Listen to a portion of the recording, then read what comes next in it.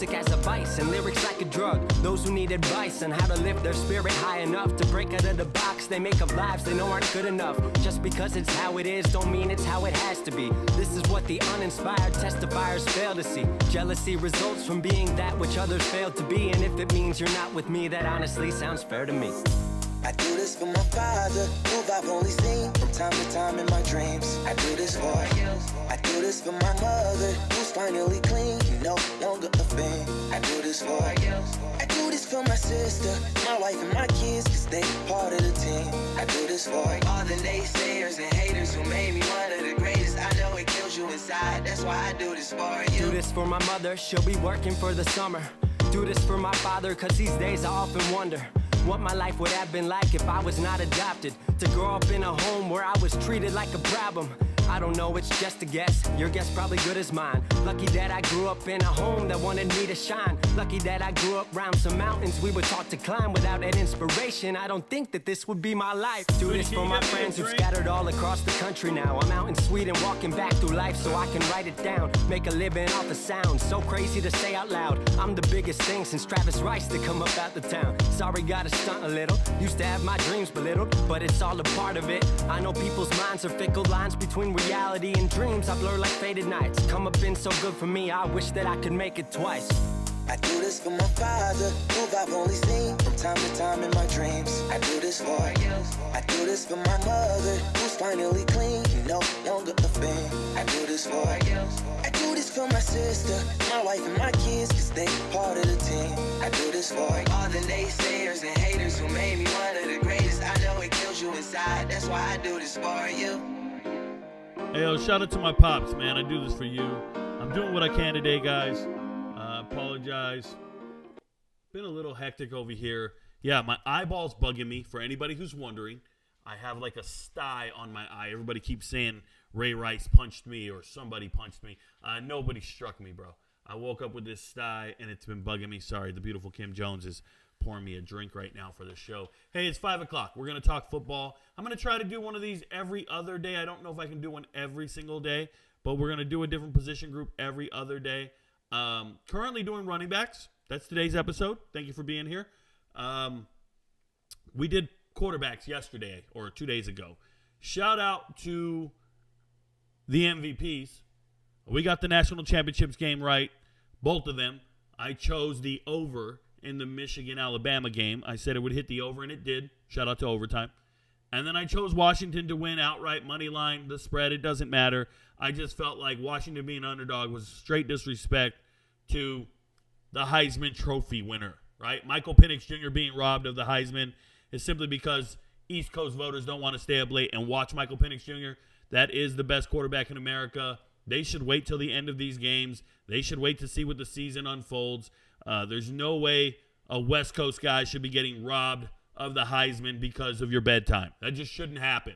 Because all those East Coast guys stood up last night to watch these games. They could have been staying up all season long and watching Michael Penix Jr. dice up anyone and everyone.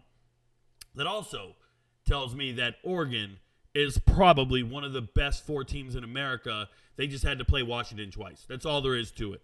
They're amazing. They dominated Liberty, an undefeated Liberty team. They look great. Bo Nix, Bucky Irving, Franklin at receiver. Like, their whole team is loaded. Tez is out there just outrunning everyone. I love the way that Oregon team looks all season long. They might as well be undefeated. Their only 2 losses are going to be to the national champs. Shout out to Washington. And shout out to Michael Penix Jr. You know, you got robbed, and I almost feel bad for you. But then I have to remember, it's a running back day, and I can never feel worse for anybody than Toby Gerhart. Toby Gerhart getting robbed of his Heisman by some dude named Ingram. Let me tell you, Toby Gerhart, go look up the stats, guys. He broke the Pac-12 record, 28 touchdowns, 1,800 yards, 200 more yards than that Ingram dude. And Ingram was the co-SEC Offensive Player of the Year. That's right, he shared the award with somebody else in his conference. Playing running back, if you're the best running back in America, what do you win? Anybody know? You win the Doak Walker Award. Guess who won it that year? Toby Gerhart. Toby Gerhart won the Doak Walker Award. He was the best running back in America. He was a first-team All-American. Do it anymore, buddy. All we got is the best teams in the damn title game, and it's 2 Big Ten teams. That's right. It's 2 Big Ten teams. And you're pissed about it. Anyways, let's get focused. We got this whole thing here, this transfer portal, and I want to talk about running back. So, if you hear me say, I already talked about this running back, it was in another episode. It was in the first running back episode. If I go to my channel here and I say view my channel, you come to RicoKnows and you click the live tab, you'll see all the live streams here. I'm showing you how to get there. There's the first quarterback episode. There's the first running back episode. So if I'm talking about running backs and you hear me say, oh, I already talked about him, it's going to be in this first episode here. There was our second quarterback episode just yesterday. And here we are right now doing episode number 2 for running backs. Yes, we eventually get thousands of people to watch these. But right now, only a couple of you are in here. And it doesn't bother me at all because I can talk all day. So, the way I approach this, just a reminder, I'm looking at the running back list on 24/7 Sports. I don't agree with the rankings. They're just there for pictures. These are not in order by rank at all. I don't agree at all. I'm telling you right now, there's just no way that they're in this order. But I'm going to be talking about running backs who have committed to schools and my assessment on how they fit at those schools. So I do have notes in front of me. Disclaimer, I don't have notes on like every single player. What I have in front of me are my notes from my last show. I had to go make a list just so I don't talk about a guy again. I had to put a list in front of me that says, hey, you already talked about this guy, so don't waste your time on him. And then I'll go from there. So without further ado, let's get started. I will go through about 10, and then I'll go to the chat, and we'll see what you guys got to say about it, okay? And once you go to the chat, I'll answer questions. I'll interact with you. Please keep your questions running back oriented. Thank you. That being said, Trevor Etienne. According to 24/7 Sports, he's the number 1 running back in the transfer portal. I don't agree. I don't think he's the number 1 running back in the transfer portal. What I think he is he's the number 1 name. He's the number 1 name. He's going to a marquee school. You knew he was going to one of the perennial powers because he was leaving Florida. They're like, well, he's got to be leaving for somewhere great. He's going to Bama or Georgia. Let's make him the number 1 ranked guy in the portal. There's nothing about this man that says he's number 1 ranked. Nothing. He might be top 10 rushing in the SEC. Might be. Now, don't get it twisted. When I look at this young man, yeah, I don't see his brother. I see somebody different. I think he's better than Montrell, right? I think he's better than the people in front of him. Montrell Johnson, if you didn't know, that's the running back at Florida that came from the Raging Cajun, Louisiana, to Florida with Sunbelt Billy, with Billy Napier. And so Billy Napier brought in his running back.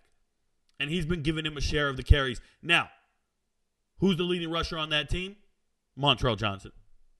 There it is. Montrell Johnson's the leading rusher. I think Trevor Etienne's tired of sharing carries with Montrell Johnson, but you're going to Georgia, you're going to share carries.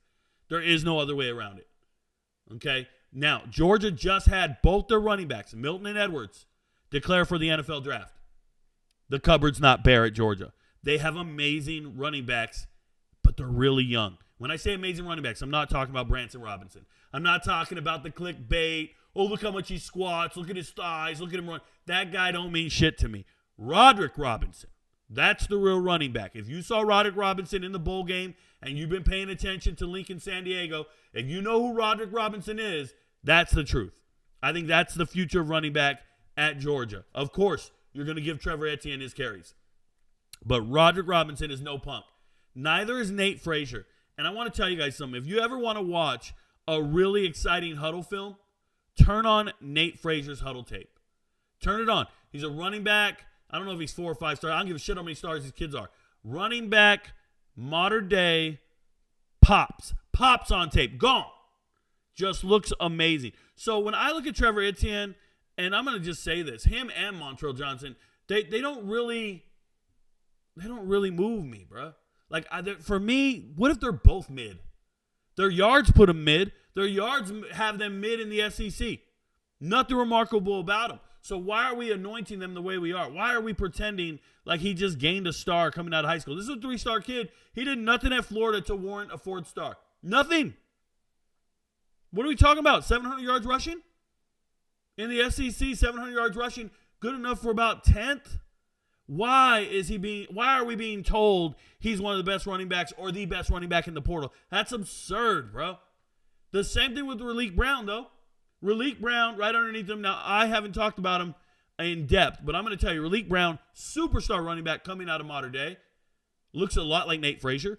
I can tell you that he reminds me so much of Reggie Bush. But for whatever reason, he couldn't get in the starting lineup at USC. They wouldn't utilize him correctly. They tried to move him over to wide receiver. He didn't like that. There was some disconnect with the coaching staff. And now he says, I'm going to go play for Coach Samples at Arizona State. I'm going to go over to Arizona State. I believe in what Kenny Dillingham's doing.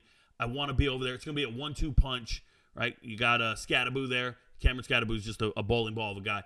But then Raleek Brown goes, well, they're going to let me return kicks and play in the slot. And I'm like, isn't that what USC tried to do with you? But Zachariah Branch took a lot of his touches, a lot of his targets. But look at these guys. They're both ranked 1 and 2 on this list. How? What's your justification? That you don't want to admit you were wrong when you gave them this many stars when they were coming out as recruits? Like, what are you doing? This doesn't look right. This is wrong. We're talking about 1,400-yard rushers down here. We're talking about 1,300-yard rushers. We're talking about real grown-ass men down here that have actually done what these guys have the potential to do. Remember that, right? You got potential, and then you got production. There are players on this list that have actually done that shit. And that's why you want them. You know, wide receivers episode is in a couple days. I'm going to talk about LeJontay Wester at length. And the Colorado guys go, oh, we don't want him. He's going on a visit to Colorado. LeJontay Wester had 100 receptions this year. Oh, well, have you seen our receiver room? We got this guy and this guy and this guy. And I'm going, all that potential? All those guys that look good in shorts? We're talking about a motherfucker got 100 receptions on a Saturday, bro, against other people trying to take his lunch money. So when I look at these running backs, I don't want to hear about these potential guys. Like Trevor Etienne has the potential to get 1,200 yards, blah, blah, blah. No, dude. There's guys down here that have done that shit. These are 1,000-yard rushers. What are we doing? Oh, well, Rico, it's pro traits and abilities that they're projecting and they're foreseeing. No. It's them not willing to admit they got it wrong when they were coming out of high school. It's the websites refusing to say, oh, we missed. Well, we didn't miss by that much. We're going to keep them up here. No, you're not, motherfucker. No, you're not. You got it wrong. Well, Raleek Brown was 5 stars. We're going to keep him 4. Well, he's a 3-star because he couldn't start over anyone. I like the kid, but it bothers me that they do this to them. Jordan Waters, next guy coming up. Jordan Waters played at Duke, was the leading rusher at Duke. We're talking about a guy who, while at Duke, the entire time he's rushed for about 1,600 yards and a 5.0 yard per carry average. Very dominant. 23 touchdowns. The fact that he's going to NC State should tell you something. NC State had a terrible running back room. If you guys don't remember, if you watch NC State play football, their leading rusher is Armstrong. Their leading rusher is their quarterback. And then the next leading rusher is Concepcion, their receiver, their true freshman receiver. They would rather the quarterback run it or the receiver, but they're not giving running back carries. So about 2 or 3 NC State running backs have already jumped in the portal, said, let me get the hell out of here. This isn't working for me. And then you see Jordan Waters show up for 1 year. He's going to show up and start. He's going to be the star running back for NC State. I shouldn't say star running back. He will be the running back for NC State. Congratulations. More power to you. I like Jordan Waters. Looks good on tape. No complaints here. I know that when he jumped in the portal, he had offers from USC, Oklahoma, South Carolina, A&M, Arkansas. Think about it. Think about it. He's a good player, man. 3rd team All-ACC, I think.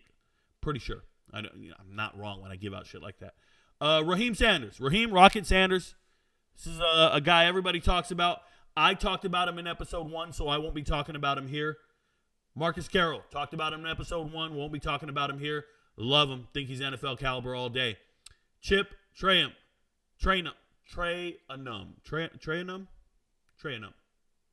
Talked about him in the first episode. Won't be talking about him here. Now we're at Woody Marks. I call him Woody. Everybody knows him as Woody. Jaquavius Marks. Woody Marks going from Mississippi State to USC. The move doesn't make sense to me. I don't think he's a USC caliber running back. He's not explosive. He's a jack of all trades, master of none. 5'10", 210 pounds. Played at Carver High School here in Georgia, so Atlanta Carver High School. I've seen him play a lot, right? I've seen him play a lot in high school. Saw him play in college. He's played a ton. Yes, he's durable. He's dependable. He had 83 receptions in one season.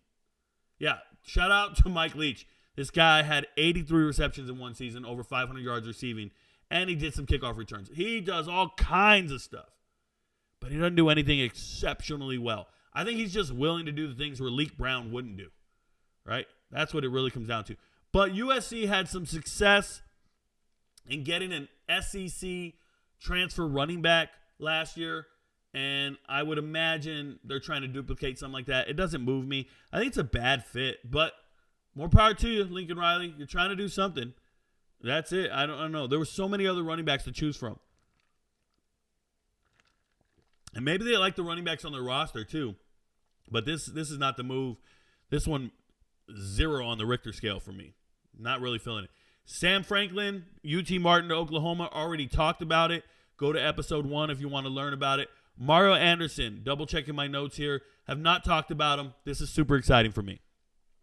So last season, I was very high on Mario Anderson. Leaving Newberry, Division II school, he was an All-American, rushed for over 1,400 yards, and he's going to South Carolina, and I'm like, yo, he's filling in for Marshawn Lloyd. He's going to fill that gap. You're not going to miss a beat. This is the guy. And then the season starts, and he doesn't play in the season opener. And they say, oh, he's overcoming some injuries. He had a slow start. Well, he eventually overcame the slow start, eventually overcame the fact that they had no offensive line at USC, at South Carolina this year. But still not good enough. If you ask me, not good enough. This is a man who was used to carrying the load, and then out of nowhere, he rushes for 700 yards this year, 3 touchdowns. 3 touchdowns? This is a guy who was an All-American, scoring a ton of touchdowns, and now he gets 3. Doesn't like that feeling, so he jumps in the transfer portal, and this time he's going to Memphis. Let me tell you guys, Memphis is poised to go undefeated. Memphis has Seth Hennigan, who's an NFL quarterback. Memphis has such an explosive team. I love everything about Memphis. I love their offense. They average over 40 points a game this year. They just looked unstoppable. Go watch Memphis tape.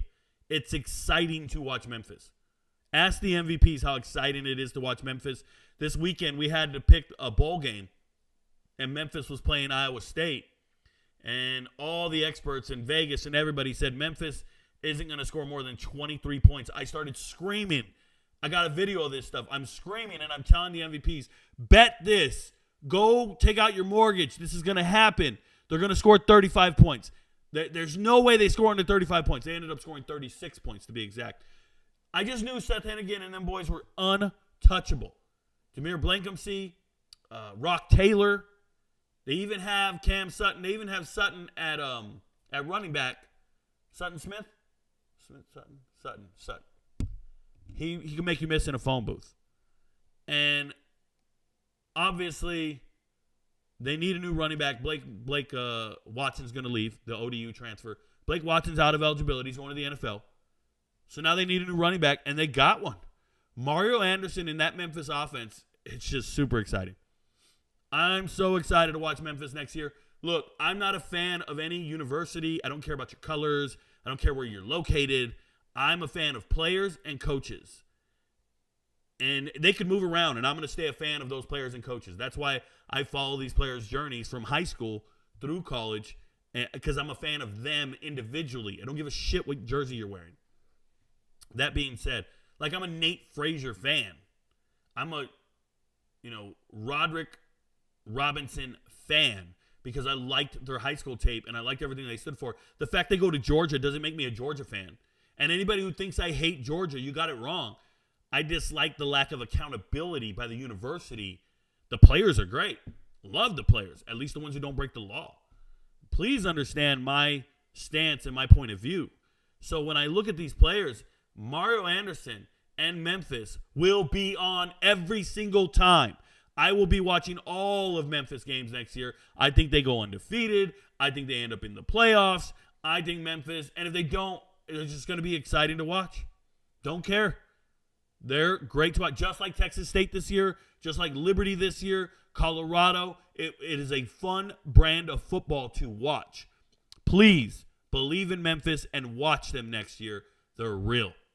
They're real. And Mario Anderson proves it, leaving South Carolina to go to Memphis. After being South Carolina's leading rusher, he said, I'm out this joint. And they have signed 3 running backs to try to fill his void. Obviously, Raheem Sanders, one of them. Another one's Oscar Attaway. Talked about it in the first episode. I hate this signing. I think it's a waste of a scholarship. I don't think Oscar should have went to South Carolina, but more power to him. Say Bangura, leaving Ohio and going to Minnesota. Now, Say Bangura should have probably left Ohio last year. You know, his redshirt freshman year, he rushed for over 1,000 yards. And you can just see that he's way too good to be at Ohio. Now, this is a DeMatha Catholic kid from Maryland. I watch him. He's a bruising back. He's only 6'1", 190, they say, but he plays like he's 220 to me. Moves the piles, looks great. 28 games at Ohio, 1,982 yards rushing. I like Say Bangura a lot. Going to Minnesota, though, you're going to have a niche and a role in Minnesota, and I hope Minnesota figures it out. They have 3 amazing running backs. Well, really 4 if you count Newbin as well. But they got Trent Howland from Indiana. He's a late bloomer this year. He just transferred in, talked about it in episode 1. They obviously have Darius Taylor, the true freshman superstar this year. Just a stud. Say Bangura, that's 3. And then Newbin's your 4th one, Jordan Newbin. I'm going to tell you guys, those 4 running backs are very problematic for other teams. They're bruisers, man. And you can just rotate them like crazy. Minnesota's got themselves a running back. They got themselves something mean. And what might matter is they might throw a little more than you think. Say Bangura is a receiving back. He can catch it. I think he'll be one of the leading backs. This is a stud running back. Definitely belongs in the Power 5. Definitely a good player. I saw a slight regression this year in stats, and it's not really his fault. It's Ohio, right? Rourke played like shit this year. Played terrible. They just started deteriorating a little bit, and it didn't look good. But Say Bangura is a bright spot on that team, and he looked great. So I'm excited for Minnesota. That's a good signing. Jay Harris. Had to go turn on the tape, y'all. Jay Harris, 2 years of eligibility left. Leaving, what's that symbol? They're from Missouri. So it's like Northwest, my bad. Northwest Missouri State, going to Oregon. Oregon's running back room is loaded. I'll never understand why people go to Oregon. So many people hit the portal and leave Oregon. They find 1 or 2 running backs. They ride them for the whole career. Yet a bunch of dudes just keep showing up. It's my turn. No, it's not your turn. But I hope Jay Harris gets his turn. Jay Harris is big, y'all. 6'2", 215 pounds. This year, he rushed for over 1,400 yards. 1,400 yards, almost 6 yards a carry, 5.9, almost 6. And he's headed over to Oregon. Great job. Congratulations. Now, let's talk about it. Jordan James is the starter. Jordan James is an 885-yard rusher this year, 11 touchdowns, and he did that on less than 100 carries. Let me say that again. He almost rushed for 900 yards on less than 100 carries in the Power 5. That's high school stats. That's nuts. And you're the backup, Jordan James. So next year, Jordan James is the guy with Jay Harris, Noah Whittington. They're there. And then, obviously, there's this freshman. I don't know if you guys know about it. I think I made a video on him earlier today. Or I might have did it yesterday. I think I did it today. Dejon Riggs. Dejon Riggs played at St. John's High School in Washington, D.C. They gave him 3 stars. And they refused to take off the 3 stars. He can play football. D.C. Area Player of the Year. Max Preps Player of the Year. Dominating at camps. Doing everything right. Dejon Riggs can play some football. And they only gave him 3 stars. Oregon didn't care. They said, we're going to sign him. Now, congrats to Oregon for believing in a 3-star kid and signing him. But I want to ask that young man, before you signed to Oregon, did you know they were going to go sign a 6'2", 215-pound FCS All-American? They know what they're doing. The schools are going to keep finding the best players. You're never going to get in that too deep. I think a guy like Jaden Lamar, if you guys don't know who that is, Jaden Lamar, he's a little running back. He got in junk time against Liberty. Jaden Lamar has to transfer. I just named 4 or 5 running backs at Oregon, and he's not in that 4 or 5. You're not fifth string. You're fifth string. You got to go, bro. You got to leave. You're wasting years of eligibility. And there's some guys who wasted years of eligibility. I'm going to talk about them right here, but mainly Jordan McDonald. But Jay Harris, stud running back, causes problems for that depth chart. And I don't blame Oregon for getting him, but I'm just curious about the rest of the guys at Oregon when you start seeing dudes like this show up and take your spot. Utah, way to recover, man. Go and get Anthony Woods. Guys, there's a running back. I grew up. I played with him. I coached him. It's going to sound weird. I coached him. I played with him. And then I watched him grow up. All these different things happened. My father was a football coach. I was an offense and defensive coordinator underneath him. And I actually played with this young man when I was a senior. He was a sophomore. His name was Frederick Collins. Frederick Visa Collins, because he's everywhere you want to be. And Frederick Collins rushed for over 2,000 yards his senior year, 1,000 yards receiving, 50 touchdowns. He was one of the top running backs in the nation. And he was so great that I thought Freddie was going to the league, right? And when Fred went to San Diego State because he wanted to break all of Marshall Faulk's records. The year was 2000. That was the in thing to do. Marshall Faulk was one of the star players in the NFL at this time. You say, I'm going to go to his alma mater and break all his records. So Frederick Collins decides he's going to go over there. It didn't work out. He couldn't keep his grades up. He only had one 100-yard rushing game against UNLV, and then his career fizzled out, and he couldn't stay academically eligible. I think his father died in a car accident. You know, a lot of things went wrong. But what can never be taken away is Frederick Collins won 2 CIF state titles, which is like winning state in California. He won 2 CIF titles. He had an insane amount of yards in his prep career, and he was a man amongst boys. Best football player I've ever seen with my own 2 eyes. And I saw Travis Hunter at Collins Hill. Frederick Collins, I haven't seen any running back look like him in a long time. There's just no way. You're not going to see it every year. You're not going to see it all the time. I turn on Anthony Woods' tape. Not nearly as productive as Frederick Collins, not nearly as good. But there's a running style and a gliding and a cutting that I thought, man, this Anthony Woods kid looks good. I said, man, he looks good. Where's he going to school? They said, Idaho? Say what? So I've been on this kid. Now, I've been on a lot of Idaho players. Like, I've known about him. Giovanni McCoy, Woods. There's like 4 or 5 different Idaho players that really stick out when you watch tape on them. And this is why they were starting to make the FCS playoffs. They were starting to be relevant. And I just look at Idaho, and I'm like, man, this kid can play football. So when I saw Utah sign him, I thought that's crazy. And he's from Palmdale, California, coming back closer to home. But this is an opportunity. Utah just lost their starting running back in the transfer portal, right? Jaquinton Jackson jumped in the portal. He's going back to Texas. That's the former quarterback, 5-star. Got injured at Texas, left, came to Utah, was sitting on the bench. They were just trying to figure out he's a dual-threat quarterback. They're like, man, that guy, he's big, he's athletic, he's healing, but he's no Cam Rising. We can't start him over Cam Rising. Then one day they had running back injuries, and they're like, man, we're playing Micah Bernard. We need to find somebody else. And they went to Jackson, and they said, yo, you want to run this shit? You want to run the ball? And Jaquinton Jackson started running. And he played well, but he's injury-prone. He's a big dude. And that's kind of what happened there. And so Jaquinton Jackson takes over the running back room, and then when he gets injured, they don't have anybody else. So they go and get Sione Vaki from the defensive side of the ball, one of their safeties. And they said, Sione, you played running back in high school, right? He's like, yeah. Like, hey, man, start practicing with the running backs. All the time, all the while, you need running backs. So Jaquinton Jackson jumps back in the portal. He's probably ending up at SMU, and he's going back home. And now Utah has no running backs. I think they have another running back on the roster no one's talking about. John Randall Jr. I'm still waiting on John Randall. So, by the way, John Randall Jr. is not John Randall with the face paint and the Vikings. That actual John Randall was John Randall Jr. But John Randall was a running back at Kansas in the early 2000s. And this is his son, John Randall Jr. And he decided to go to Utah. I don't blame him. It's a good culture, good development. But he's a true freshman this last year, redshirted, so he's got 4 more years. But you go and sign Anthony Woods. I think Anthony Woods is ahead of him. And they have Micah Bernard coming back, who, by the way, if you guys don't know Micah Bernard, this is the backup running back at Utah. Let me tell you a fun fact about Micah Bernard. He's also played corner. He's also played corner for Utah when there's short corners.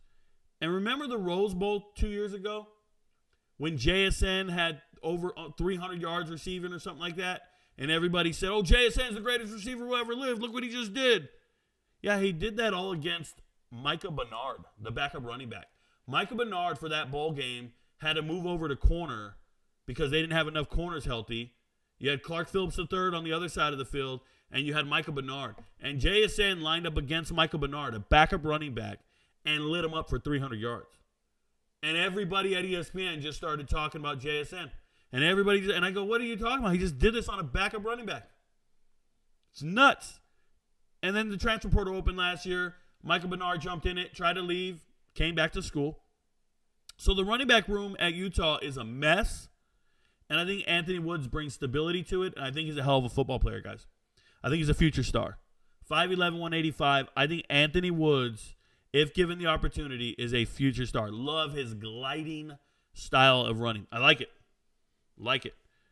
Jordan McDonald leaving UCF, going to Boston College. I think he's wasting away his career, and it's unfortunate.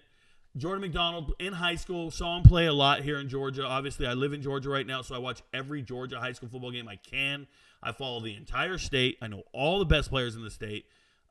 You guys have seen it. I do high school film reviews, but more importantly, I do Georgia playoffs analysis. I pick the games for the Georgia high school football playoffs in every single classification. There's 7A, but there's 2 1A, so there's 8 different classifications. I know all the teams, all the players. Jordan McDonald, 2 years ago, was the guy in 7A football. He was dominant. He was just studly. He played at Milton, who just won state, by the way, this year. Congrats. But he was a studly player, a dominant player. He goes down to UCF, and he's pretty much been on the bench at UCF. He's played a little bit, but not much. I want to say he had 45 yards his freshman year and a touchdown, and then this past year, 56 yards. But he did have 3 touchdowns this year. They started using him in the goal line. He's a big back, 6'1", 220, probably a little bigger. But let me tell you what happens here. UCF gets a transfer, or UCF backup quarterback, Thomas Castellanos. You guys know him, the dual threat kid. Run everywhere, can't throw anywhere. Thomas Castellanos played at Ware County in Georgia as well. He's another Georgia kid. He went to UCF. So when he was at UCF, they were on the scout team together. Jordan McDonald, Thomas Castellanos. He calls him Tommy. But Thomas and Tommy and Jordan are on the same scout team. They're 1-2 punch at practice. They're doing well. They're doing great. And then Tommy says, man, I'm out of here because I'm never going to get to play. They got John Rice Plumlee. They got other quarterbacks they just brought in, Timmy McClain. They got all of these dudes. They're not interested in me. So he jumps in the portal and he goes to Boston College. And he starts succeeding at Boston College, and now he's the starter. And the first thing he does is call back his old friend at UCF and say, yo, you can play up here. I think you're as good as these running backs. Who's Kyle Robichaud? Like, we got these guys. We got an Alex Broom dude who's on the bench a lot. I think you're better than these guys. And maybe he is, maybe he isn't. I think the other connection here is the wide receivers coach, Darrell Wyatt. He's the wide receivers coach at Boston College. He used to be a coach at UCF from 2018 to 2021. So there's this pipeline there from UCF backups going up to Boston College. That's why you saw Ryan O'Keefe, UCF to Boston College, Thomas Castellanos, and now you see Jordan McDonald. But I don't know if Jordan's going to get in the full rotation. There was a lot of running backs from Boston College in the portal. They're gone.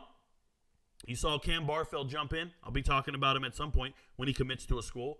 Pat Garwo, injury-prone, but a good player when he commits to a school. Andre Hines Jr., I think I'm going to talk about him tonight. And then Xavier Coleman, we're still waiting on where he's going to go. But all those running backs are gone. And the guy they signed so far, Trayshawn Ward, out of K-State, former Florida State running back. So Trayshawn Ward showing up. They have Turbo Richard. That's the Richard. That's the freshman. They got Kyle Robichaud. That's the starter and gets all the carries. And Alex Broom's one of the backups. So it feels like the running back room's been flipped and it's full. And Jordan McDonald, for me, should not have gone to another Power 5 school. Nope. That's a lateral move, and you're going to laterally move to another bench. You should leave to a Group of 5 school, go to Georgia State, go to Georgia Southern. You should leave for a lesser established Power 5 team if you want. If you're at a perennial power, you can go down. But this is equivalency and a lateral move. UCF and Boston College, there's no real difference in brand, in caliber of athlete between the two schools. There really isn't. Maybe UCF's receiver core is exceptional compared to Boston College, but not the running back room. No, this is not a good move. I don't like this transfer. I don't think Jordan McDonald ever becomes the running back at Boston College, and I think it's a damn shame because I like the kid. I thought he was a good running back, and his whole college career is going to go away, and he will have never been the star back. Nope. Trayshawn Ward will get more carries before him. He will be a goal line back. Bring him in for the goal line. Congratulations. Miles Montgomery leaving Cincy, going to UCF. So Jordan McDonald leaves UCF, and now we got an opening here. 5'11", 205 pounds. This is really about Miles Montgomery coming back home to Florida. He's from Duval County, which is obviously Jacksonville area, but that's close enough to UCF where family can drive in and come see you, things like that. He was the leading rusher in Duval County in high school. He was a 2,100-yard rusher, 20 touchdowns. But his team sucked. I went and watched the tape. They were so bad, but he was good. But coming out of high school, he had a lot of Group of 5 offers. App State, Georgia Southern, FIU, and then he took the offer to go to Cincinnati. Let me say this. It says he's 5'11", 205. When I watched his tape, I thought he was much smaller. I couldn't believe it when I was writing the metrics. I was like taking all my notes and doing all my stuff. I'm like, there ain't no way this guy's 5'11". I think he's 5'9". I think he's lying on his dating profile. That's what I think. But he was Cincinnati's third leading rusher this year. I don't think he's a Power 5 caliber talent at all. But he's coming home. He was Cincinnati's top-rated PFF player, Pro Football Focus, like they do their ratings or whatever. He was that guy, but I think it's just because he got reduced reps. So we're talking about 66 carries, 428 yards, and 3 touchdowns. I think I've talked about 10 guys. Let me just make sure I'm talking about Trayshawn Ward next. Nope, talked about him in the first episode, so don't worry about it. You go back and watch it on the first episode. I'll hit Donald Chaney after I hit the chat real quick, and then we'll come back to this list here. So, chat, I'll go to you. Salter to enter the portal. Shout out to Salt and SWAT. Yeah, Caden Salter going to jump in the portal. Would love to see him at Auburn. I think he can start there. He does have character concerns, if you guys didn't know, but I hope he got himself together and found the right team and do his thing. Bobby Albright says, Rico, I won't be able to catch the show live today, but how are you feeling about Wisconsin's running back room?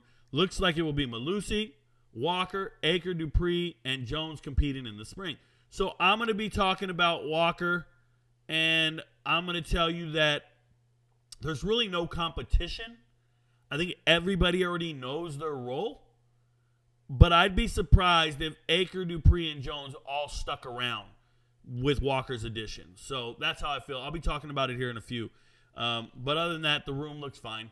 Malusi coming back for his 6th year. Chaz Malusi, if you guys don't know, he's a Clemson transfer.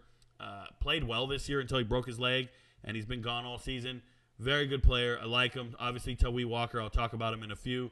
Aker, filling in due to injury, looks like a Wisconsin running back. You can't be mad at him. And then the rest of them are there. One guy that's not mentioned in this is, I don't see it here, is Nate White. Nate White is probably going to have to jump in the portal because he's not on your list. And Cade Yakimelli. We just saw him in the bowl game yesterday, and he just looks slow. Yakimelli's slow and probably done. So those are some guys that might be pissed off. But you got to do what you got to do if you're Wisconsin, right? Keep upgrading. Keep doing better in the running back room. Plug Lank.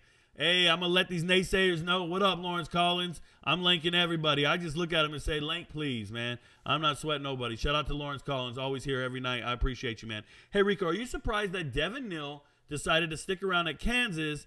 And what do you think about Daniel Highshaw Jr.? Love the content, Rico. So, no, I'm not surprised that Devin Neal stuck around at Kansas. If you love the university, you're doing well. Coaches are feeding you the rock.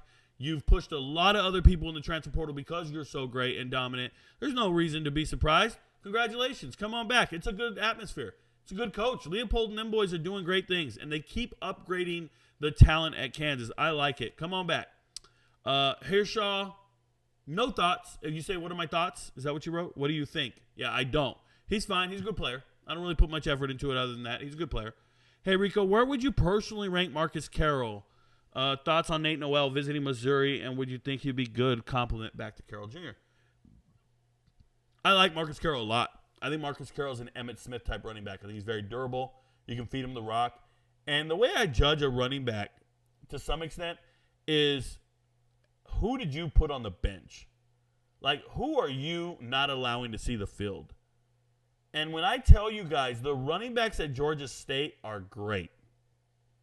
They're great. Straight up Tony the Tiger, great. There were 3 running backs at Georgia State this year, and all 3 of them were absolute studs. And we didn't learn that until Marcus Carroll left. But that tells me you're beating out a bunch of other guys at practice, tells me you're professional, and you're willing to go up to the SEC for the competition. I love it. Now, Nate Noel, never been the guy. He's never been the guy. He's never been the guy you can depend on for X amount of yards. This is a Nate Noel, if you guys don't know, App State running back. I talked about him in the first episode, I'm pretty sure. And the only reason I'm not going more in depth about Nate Noel is because he's not committed anywhere. And I don't want to talk about people who jump in the portal and haven't committed anywhere because they might just die in the portal and we're wasting energy talking about people who aren't committed. So I'm waiting till Nate Noel commits somewhere, and then I'll assess that fit and maybe what his role is. To see him go to Missouri would be a very big surprise to me. It doesn't make sense. Why did you leave a school where you were the primary back and you're about to go and be an afterthought? Because you are not Marcus Carroll. Marcus Carroll is a 20 to 30 carry a game guy. Like, he can carry the whole workload. Ain't no problem. So I really like Marcus Carroll. Can we still call you Top, or since you're a civilian again, that's out? Shout out to Matt. Matt, people call me Top every single day. It's all good. Yes, I'm a retired first sergeant. It's just part of the territory. I'm used to it. People will call me on the phone, and my ex-soldiers, they'll call me Top everywhere I go. It's all good. I'm good. I'll reply either way. Can the former LSU offensive lineman Hurd an instant starter if Colorado can land him, or is he more trouble than opportunity? Not necessarily trouble, Matt. It's just when people say you're a former 5-star offensive lineman. No, you're not. You were once a 5-star. That's what got you your scholarship. And then you got to practice, and you were a backup lineman. And that's it. You weren't in the 2 deep. You weren't dependable. You weren't what anybody thought of you. You weren't that guy. And that's all you are. You're a backup lineman in the portal. That's it. Don't put any other juice on it. You ain't got to polish a piece of shit. Ducks win the Big Ten next year. I don't think so. I think that's a big ask. I haven't really assessed who's going to win the Big Ten next year, but knee-jerk reaction says slow down. My bad. Running back episode, I'm out of turn. There you go. If McCaskill and Edwards are healthy, can any running back in the portal take any of the reps? I don't know how they plan to rotate running backs at Colorado. I'm so sorry, guys. I always get something stuck in my throat. It sucks. Pause. Don't clip that. Yeah, I'm not sure. I don't think they're really looking for running backs. I saw Cavassier's back. I know that some guys were dealing with eligibility concerns. I don't think they're looking for running backs. I think they're fine. And nobody's going to really take their reps. Alton McCaskill's a great running back, and Edwards is obviously fast as hell. So figure that out. But the 1-2 punch is there. I would hope one of these – I don't see any back on this list that I'm talking about worth their carries. No way. Not happening. All right, let me get back to the chat, let me get back to the list, and I'll get back to the chat. I'm going to go through 10 more guys. Excuse me, and we'll know what's up. Donald Chaney going from Miami to Louisville. Hey, we've seen these kind of moves before where Miami players transfer to Louisville, and you want to know what the appeal is or what's going on. All I can tell you is Donald Chaney Jr. is infamous. For those of you who don't know, when Miami was winning the game against Georgia Tech, and their coach, Cristobal, said, do not take a knee. Let's keep running the ball. Let's stick it to him. Donald Chaney Jr. was the running back that fumbled the ball. He's the one who fumbled it, and Georgia Tech won the game. Not a good look. Not something you want to be known for, but it's what happened. He had to get out of town. You got to leave Miami after that. This is a 4-star kid coming out of high school, number 6 running back coming out of high school. Back in 2020, he played in all 11 games, rushed for 300 yards. But in 2021, he got injured, done for the season, got a medical red shirt. 2022, he actually redshirted because he was recovering from the injury. And then this year, he looked a little decent. He even rushed for 100 yards against Georgia Tech in that loss. He rushed for over, I think, 106 yards. But it didn't work out. It didn't work out, and that's life. You know what I'm saying? That's life. So, going to Louisville, they need more running back depth. I think he adds depth. Obviously, they like where their running back room is right now. Garindo is the running back, Isaac Garindo, and hopefully he does well because Jawhar Jordan declared for the NFL draft. So you still got guys you need, Isaac Garindo, and now you got Chaney. So congrats, Chaney. You found a school that wants you. Evan Pryor talked about him in the last episode. Hankerson, last episode. Reggie Love the third, leaving Illinois, going to Purdue. This one makes total sense. I could have predicted this one. I chose not to, but it was an easy prediction. Obviously, Ryan Walters, new head coach at Purdue last year, used to be the defensive coordinator at Illinois, so there's familiarity there among the coaching staffs. But where it really comes in is Reggie Love's running backs coach was Corey Patterson, and Corey Patterson is the current wide receivers coach at Purdue. So your running backs coach is there. He's also the associate head coach at Purdue. This is just normal. This is, hey, I know you. I feel comfortable with you. I'm going here. Now, Reggie Love has always been the backup running back at Illinois until this year. So he was backing up Brown, right? Chase Brown in 2022. Chase Brown goes out there, rushes for 1,600 yards, 328 carries, and never gives up a rep. And Reggie Love is just like, man, I can't get no love. I mean, I'm doing okay, but it ain't what you think it is, right? Till this year, he finally became the marquee back, but he ends up getting injured because he can't carry that workload the same. 116 carries, 567 yards, and it was like, all right, he did what he had to, but we couldn't rely on him to carry the workload as the primary back. So now you go to Purdue. What does Purdue have? Purdue has Devin Maccabee. Now, Maccabee was a breakout star as a freshman, rushed for over 900 yards. This past year, Maccabee he lost some of his carries to Tyron Tracy Jr., right? So Tyron Tracy Jr. and Maccabee are splitting time, and Tracy Jr.'s got a little more juice to him. He's got a little more wiggle. And I think it's the same thing with Love. Love's going to show up. He's got a little more wiggle, but he's going to back up Devin Maccabee. Maccabee will be the starter. Reggie Love is leaving Illinois to go be the backup running back at Purdue, and I think the move makes sense. For a lot of you guys, if you're near the end of your career, I was at the end of my military career for a while. I was in my mind, I was there, and I wasn't chasing money. There was no amount of. I remember I did 19 years. In 19 years in the Army, as a cyber expert, they give us a $100,000 bonus. We can take a $100,000 lump sum bonus. It's $73,000 to your bank account, and all you got to do is do 4 more years. At 19 years, everybody's trying to retire at 20. They're going to tell you all you got to do is take this bonus, keep your job, and keep working. And everybody at about 17 years, everybody's like, I can't wait till I get to 19 years. I'm going to get that bonus. Now, this bonus isn't for everybody in the Army. It's only for cyber experts. So they were offering us this bonus at 19 years. Take the $100,000 and go to 24 years or 23 years. And I can remember at 19 years in the Army, they said 100,000. Guys, that comes out to 25,000 a year before taxes. Dude, get me the hell out of here. I am not doing 23 years. I want none of that money. I'm good. Not only do I want to quit my 6-figure job, I don't want the 6 figures you're offering me. I don't need none of this shit. There's no price tag on my happiness. That's the mindset you get towards your culmination point, towards the end and towards the finish line. So I know a lot of people who have traded that lucrative dream for simplicity and for happiness, maybe less responsibility, whatever it is.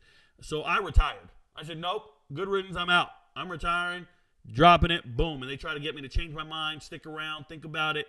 I told them I'll think about it for 8 months. I sat around and did nothing, thought about it, and said, nope, not doing it, and retired. And now I'm retired today. But I'm saying this because I think a player like Reggie Love would much rather be in an environment where he's comfortable, where he's relaxed, where he knows the coaching staff. There's no drama. You don't have to go out there and be the workhorse. You just can be the guy that spells them and just do your thing and go out there and get your 500 yards a season. I think that's Reggie Love. I think he's complacent. Real talk. I think he's complacent. That's got to be the move. There's no other way to justify it. Tawee Walker, leaving Oklahoma and going to Wisconsin. Now, if you guys don't know Tawee Walker's story, this is a North Las Vegas kid. North Las Vegas kid rushes for, or comes out of high school, goes straight to a junior college. Goes to Palomar Junior College. Rushes for 875 yards. Does 8 touchdowns. And he gets FBS level offers. He gets some Mountain West Conference offers. He gets Big Sky offers in the FCS.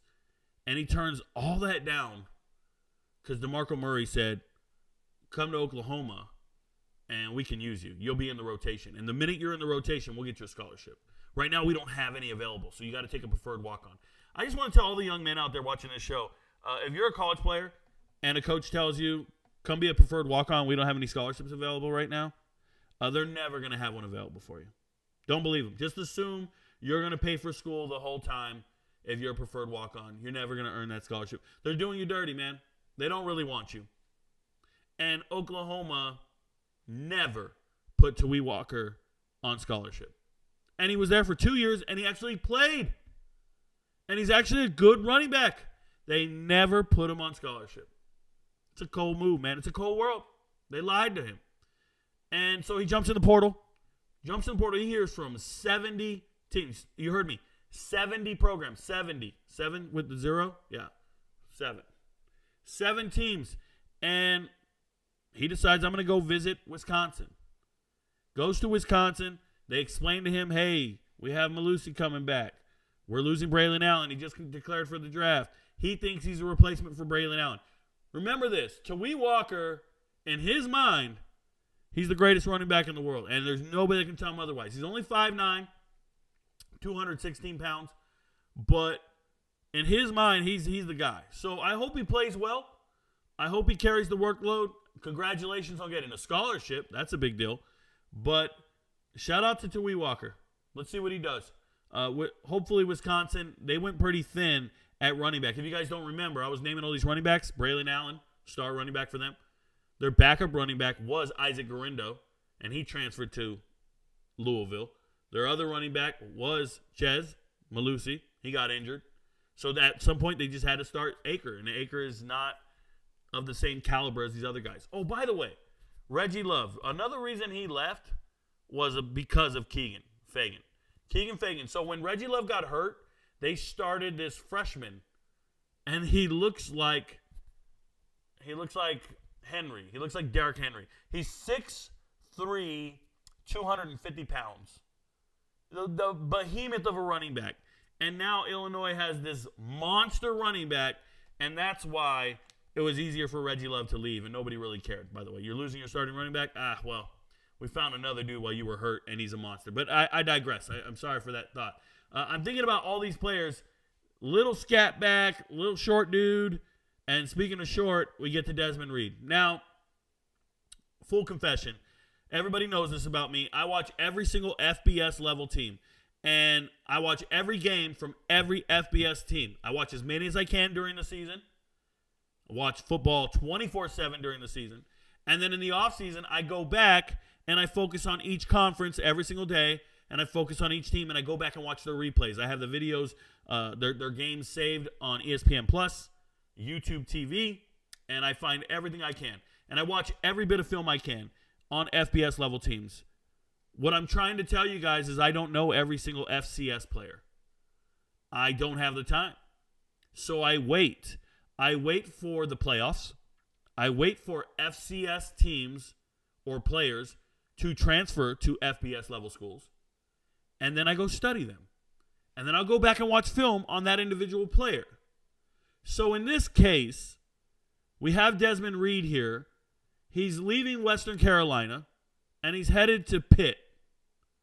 And here's the thing about it. If you guys remember, there was a recruiting class at Western Carolina for the last 2 years now. Western Carolina's recruiting class has been really, really good. Ranked in the top 130.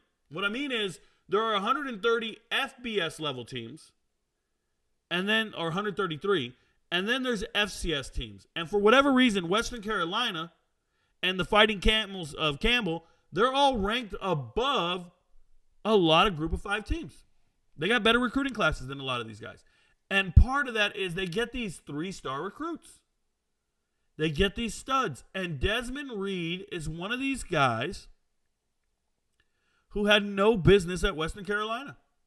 None. He's that good. I really mean that. And what's more important is, so let me explain this. Cade Bell is the offensive coordinator at Western Carolina. He just got hired at Pitt. So as soon as he gets to Pitt, the best players from Western Carolina jump in the portal and get an offer from Pitt. So shout out to CJ Lee, wide receiver, and Desmond Reed, the running back. These two guys saw their offensive coordinator go to Pitt, and they're like, yo, coach, we're going to jump in the portal. You got me? Oh, yeah, I got you. So I'm like, all right, they got the hookup. This guy is probably not that good. Holy shit.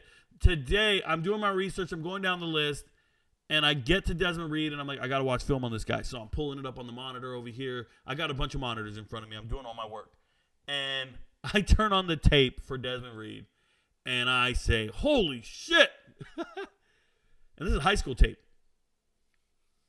Remember, last 2 years, 100 carry. He gets about 115, 130 carries every year. So he's played 2 years now at Western Carolina. His carries are always limited. He doesn't get 200 carries. He gets 100. And he still rushed for over 800 yards. So he got 117 carries for 800 yards. That's 7 yards a carry. And then this year was 131 carries for 897 yards. Almost 900 yards. Guys, that's almost 9 yards a carry. This guy is explosive. From Miramar, Florida. Breakaway speed. He is 5'8", 170. Stupid fast.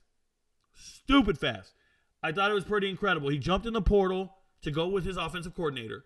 But when he jumped in the portal, he did take another visit. He went to visit Coastal Carolina. Remember, Coastal Carolina had 4 running backs. I'll talk about them later. But they had the 4 horsemen this year, 4 running backs, and it didn't work out. But this kid went on a visit to Coastal. He was like, that's cool. Charlotte offered him, Biff Poggi and the boys. That's cool. And then Pitt offers. I think, now I know Pitt has some good running backs. Trust me. I watch them every single week, right? I think Desmond Reed is him, man. I think he's good. 5'8", 170, little guy. So fast. I don't know what to do with him. I don't know what to do with this little guy. He reminds me of Tyreek Hill. The tape looks great. Go look it up. Go find it. Justin Ellison, I talked about him in the first episode. Not going to talk him here. Jawarn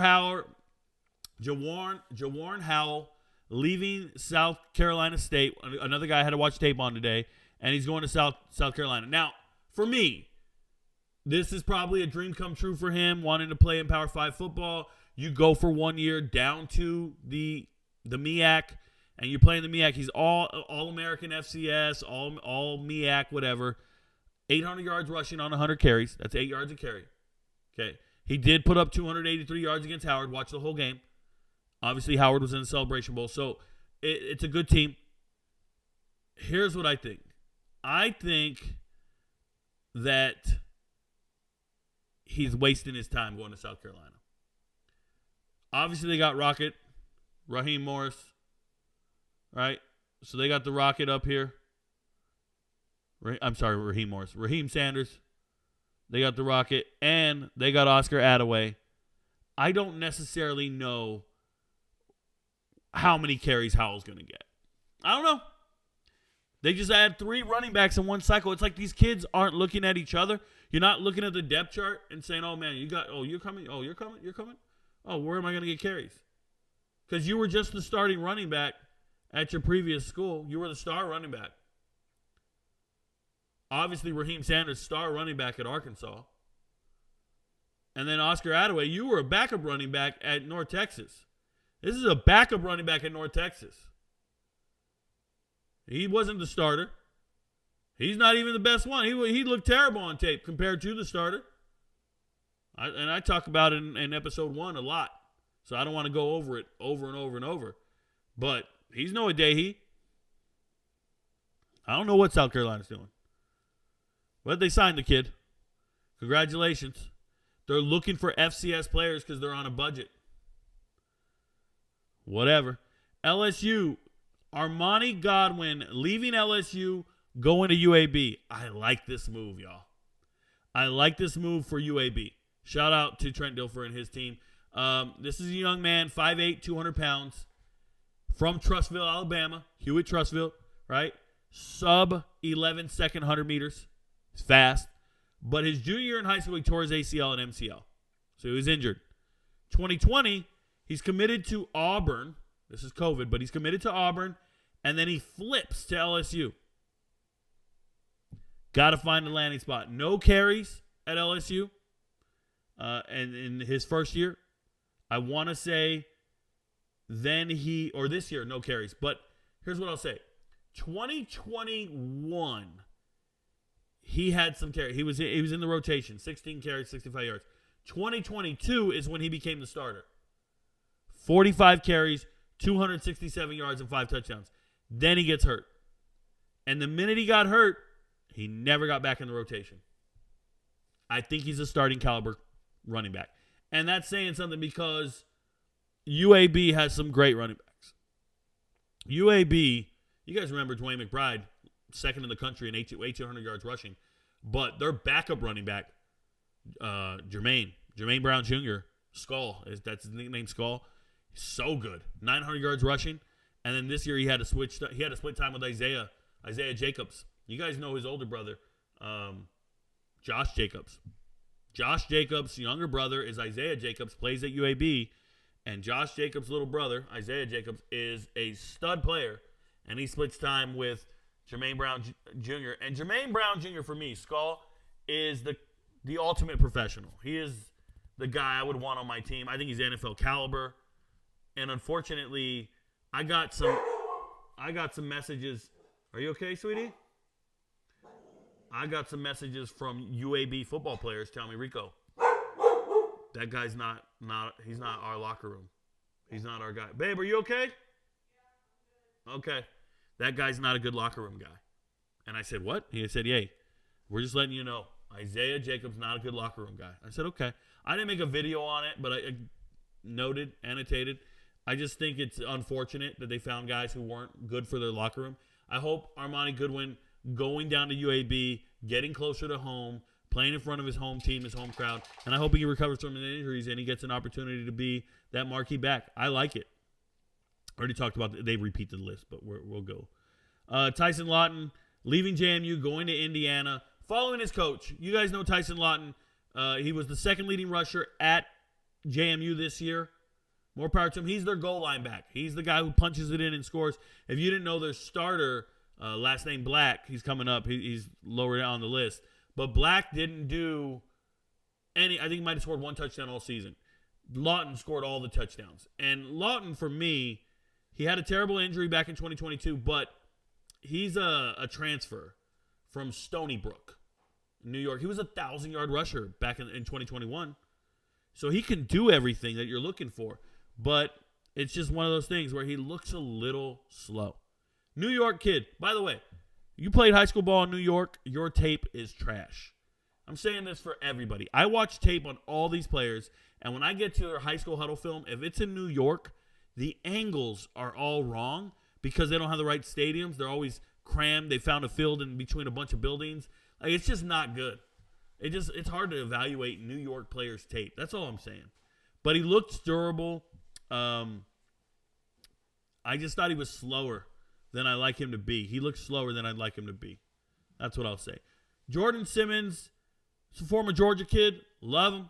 Played at McEachern. Shout out to Powder Springs. Committed to Michigan State back in 2020. He's been there for a while. He has some juice to him. Got some breakaway speed.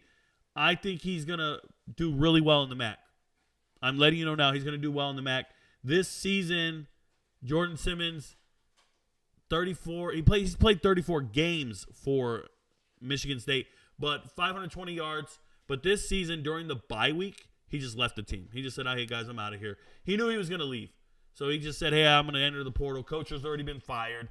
I'm out of here. I'm gone. And he left the team. But he was good. I think he's a good player. Speaking of a good player, A.J. Green is him. A.J. Green has had a tough career. He's been at Arkansas the whole time, and it's kind of like, I'm not going to say politics, but it's hard when your running backs coach recruited a kid from his old high school to be the running back, right? So we know Raheem Rocket Sanders is there. That's not the issue there. Raheem Sanders is there. A.J. Green's his backup, and they share time, and they run. But then there's this guy, Debingan, shows up. And when Debingan shows up, Rashad Debingan, from Cedar Grove. Cedar Grove is a perennial power here in Georgia, high school. They play 3A football, really small football, but they're perennial power. They're great. And their head coach got hired as the running backs coach at Arkansas years ago. And he started bringing in players from this area. And unfortunately for A.J. Green, he's a Tulsa, Oklahoma kid. He's from Union High School, Tulsa, Oklahoma. He doesn't really get in that rotation as much as he would like. Now, thought he was a stud, man. He's the leading rusher among all the running backs this year. All the running backs on the team this year, A.J. Green led Arkansas in rushing. Now, K.J. Jefferson obviously gets a ton of carries as well. But A.J. Green coming out of high school, one of the fastest dudes around. 10-3 100 meters as a freshman in high school. Anything under 11 seconds is good if you don't know track. Anything under 11 seconds is good. 10-5 means you're fast as hell. Anything under 10-5, you're world-class speed. We're not even messing with you. He did a 10-3, wind-aided, as a freshman. I don't care what wind you got behind me. I ain't getting it done. I'm just letting you know. Okay? I'm running a full-blown 15-second 100 meters right now. How fast do you think you can run 100 meters, sweetie? 30 seconds. 13. She said 13. I don't believe her. But nonetheless, A.J. Green, 4-star player, number 2 player out of the state, going back home. He's from Tulsa. It's exciting for Tulsa to get a player of this caliber. They just discovered their quarterback in Kirk Francis about the last 3 games of the season. So they have a quarterback. They now have a running back. That's bad news for Braylon Presley. If you don't know Braylon Presley, one of the Presley brothers went to Oklahoma State, couldn't find any playing time, transferred back home to Tulsa. He's a Bixby kid. Love him. He's just small. And he doesn't get any playing time anywhere. I never understand it because I love everything about him. Sorry, guys. Something stuck again. All right. Now let's get to the problem. I kid you not, guys. Bradford here. Going from LSU to North Texas. Now, you already know, North Texas, 2-star running backs. They're starters in the portal. 2 of the best running backs in the portal. So, they got to find other running backs. And I already talked about it in episode 1. They got Zach Evans down here from Minnesota.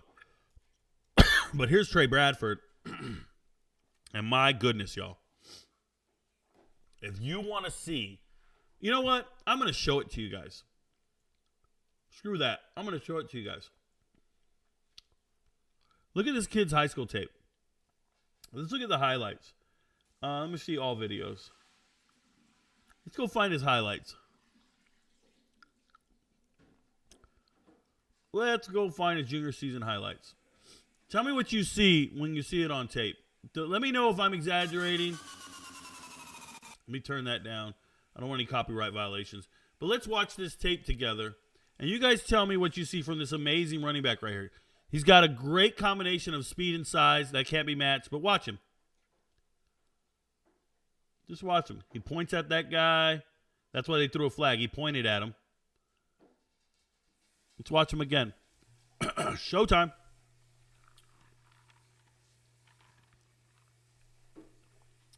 He's running. He's looking back. He keeps looking back. He wants to showboat, guys. He's going to do his finish line. Bows. Talk shit. Watch this. Keep watching him. Oh, Rico, you're old. You don't know. Coaches don't care about this shit. Okay. Watch this kid. Go on. But just keep watching him. Looking around. Looking for somebody to showboat at. And then he just starts jogging. Oh, he didn't jog here. He finish lined it. Okay. The jog's coming up. I'm just watching the tape. I'm thoroughly impressed with his speed. I'm writing it down. I'm doing all my notes. I'm doing everything I do. And I'm like, oh, great cut. He's a one-cut runner. But he keeps with this head thing on a swivel, just keeps looking around. And here he goes. He's jogging, messing around. Okay. And I'm like, man, I really don't like the taste in my mouth. Like, I really don't like the way he looks. Just the way he runs. It's just this showboating, like he's never been there before type shit. It bugs me. And I wouldn't want this kid just off that alone, okay? Just always messing around, threw the ball at the ref. He's just whatever, dude. Everything he does kind of bugs me. Cavante Bradford. So why am I talking about this? So I'm like, all right, let me go look him up. I go look him up. Dude has left LSU 3 different times. So he left LSU in 2020, went to Oklahoma for a little bit, left Oklahoma before Lincoln Riley even knew what the hell happened. Every university is willing to take this kid because he's so fast, because he's supposed to be good. Dude got kicked out of the university twice. He is a problem. Listen, go back and watch LSU, Florida State this year. Go watch the highlights. LSU, Florida State this year. Trey Bradford breaks for a 55-yard run. 55-yard reception touchdown for LSU. He scores. And you never hear from him again. For the whole season. You never hear from him again. We didn't give him any more carries. No. He's not on the fucking team, guys. Kicked out of the university. Multiple times this has happened. He's got real problems. I think he's a character concern all the way around. I would never want this kid in my program. He's had this attitude on the field, and whatever he's doing off the field, all Brian Kelly would say in an interview was, we have to live up to our standards on and off the field, and I don't think Trey Bradford has done that, and that's all I'll say at this time. He's been removed from the university. So he's in the transfer portal. North Texas signs him. I'm sure they've never had a talent like him whatsoever. I do not like this move at all. I think he's terrible. Terrible. And I didn't drag him in a video. I didn't put it on TikTok because I didn't have time to. I should have, I would have, and I will. I don't like this move at all. Don't be giving scholarships to guys like this when there's other players in the portal you can give it to and they're not cancers to your team just because he runs a fast 40. It's bullshit. Shout out to Michael Allen leaving NC State, going to UNLV. I want to say something, and I'm going to say this, and some people might agree with me, might not agree with me, but personally, I don't think he's good enough to play at UNLV. Michael Allen. So you go to NC State. I get you. You go to NC State, and when I turn on the tape, he has limited durability or dexterity. Like his stride doesn't open up all the way. He just looks real stiff. He's got the dexterity of a rhino, okay? And why that's important is UNLV has good running backs. Jaden Thomas, Jet from Westlake, played great this year as a freshman, but they have other running backs on the roster that I believe in. I like Darian Jones.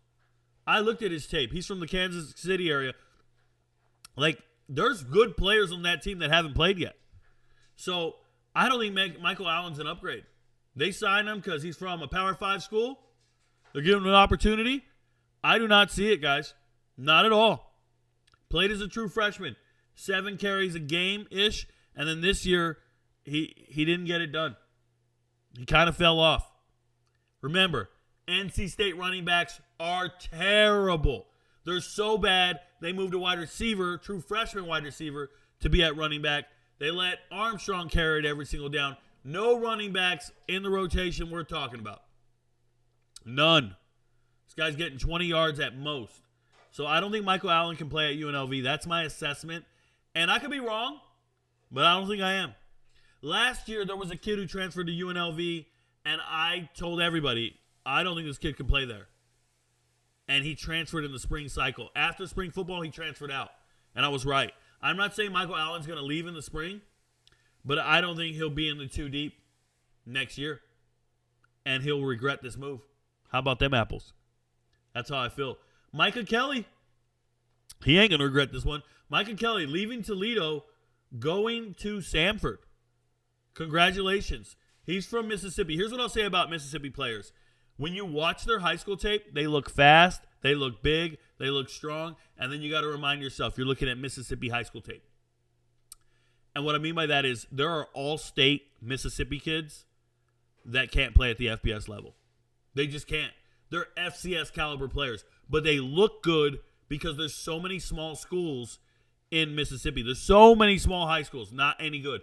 There are some quality players in Mississippi. They're being recruited by Ole Miss and Mississippi State. But I'm telling you, if you're from Mississippi, I look at you like you're a JUCO player. I don't mean to be rude. I watch a lot of tape. I assess a lot of players. It's what it looks like. He looks fast on tape, but he's not. This is a kid. Micah Kelly was at Toledo for 5 or 6 years. I'm not kidding. 5 or 6 years. 5 years. And in 5 years, he might have 900 total yards. And he's gotten less carries. This year alone, 6 yards on 5 carries. You heard me. 6 yards on 5 carries. Toledo running backs, Penny Boone, Jacquez Stewart. We know they're great, but he got passed up. You've been there for 5 years. He got passed up by Willie Shaw III. Okay? He got passed up by Connor Walden-Zach. Yeah, he just got passed up by everybody. And there's some other guy named Mike Drennan III or something. He couldn't do it. So, congrats going to Sanford. I hope you get your playing time, but he wasn't ready for the MAC. Rodney Hill. Rodney Hill's special, man. Rodney Hill looks like an NFL player to me. And I don't understand it. So he's not going to FAMU, by the way. He backed out of this commitment just yesterday. FAMU's head coach, Willie Simmons, he just left. He's going to be the running backs coach at Duke. So Rodney Hill's opening up his recruitment again. I'd be curious to see if he signs with Duke. I don't know if he can or if he will or what, but I think he's looking for a lower level competition. He's been at Florida State for 2 years now. But when I turned on Rodney Hill's film, he's from Georgia, Statesboro area. And that's weird because if you're from Statesboro, did Georgia Southern not recruit you or are you not interested in Georgia Southern? I need to know which one it is because he should be at Georgia Southern. He's a good receiving back. In high school, he only rushed for a few hundred yards. Nothing remarkable. Maybe 300 yards in high school. It was because he was playing receiver. And he looks good. He's played some at Florida State. 2022, he rushed for like 144 yards. 2023, this year, 190 yards. He's played a little bit. And remember, there's no shame in being on the bench at Florida State at the running back position. There's other running backs there that are pretty damn good. I like Rodney Hill. I thought he was a great get for Florida A&M. Thought it was a good signing. And unfortunately, he's backing out, and we don't know what's going to happen. Cartavius Norton, I'm going to tell you guys, is another Georgia kid, by the way. Ware County. Shout out to Ware County. If you didn't know, he played with Thomas Castellanos in high school, Ware County. Imagine. On the same high school team. Cartavius Norton is an overdeveloped kid. Well, he's a grown man now, 5'11", 225. But coming out of high school, he was just developed before everybody else. He's looking like a grown man out there, and everybody else is got. You guys know what I'm talking about. I was 16 years old my senior year of high school. There was dudes on my team with full beards and a mortgage, and I was like, yo, what's going on? I couldn't grow a beard if I needed to. I'd never shaved in my life. I was a kid. And they said, well, he's 19, and he does steroids. He's got a DUI last week. I'm like, what? I don't have a driver's license. It's a different levels to this shit. So, for me, Cartavius Norton just looked overdeveloped as a high school kid. And everybody's kind of catching up. And he's not as dominant as he used to be. He's still a good player. He's still got 2 years of eligibility left. So he's going to Charlotte. Go play for Biff Poggi and the boys. By the way, Ware County and Charlotte, very long drive. If you're in Georgia and you're trying to drive to Charlotte, I can get there in 3 hours from where I live. But I live in Augusta. These boys are down in Waycross. This is a very long drive. So he's not close enough at home to where they can drive to the games. That's not happening. It's a straight up 8 or 9 hour drive. Not happening. But he broke his collarbone in high school. Iowa State was on him early. Stayed with him. Gave him that offer. Looks great on tape. But this year, third leading rusher at Iowa State. The third leading rusher, 87 carries, 343 yards, and 3 touchdowns. Remember, Eli Sanders was the second leading rusher at Iowa State. He's also in the transfer portal. He just hasn't signed anywhere yet. And they both jumped in the portal because Abu Sama rushed for 300 yards in the snow against K-State. Like, so what? Right? But Abu Sama looked like trash in the bowl game. Looked slower than snail snot. But they were going with Sama instead of Cartavius Norton and Eli Sanders. So more power to him. So here's Norton. At least he found a home. Congratulations. Andre Hines leaving Boston College, being realistic, going down to Wagner. I like it, man. I like a guy. He's from Staten Island, New York. When he jumped in the portal, a couple schools called him. Nevada, Albany, Wagner, Bryant, the Sycamores at Indiana State, Missouri State, Elon. Like, that's what we're looking for. The minute you jump in the portal, you start getting all those offers, you know where you're headed. You're going down to FCS, and good for you. He was at Boston College this year. Boston College had some injuries at running back at times, and they still didn't use Andre Hines Jr. He had 6 carries for 37 yards. That's it. He played in 2 games.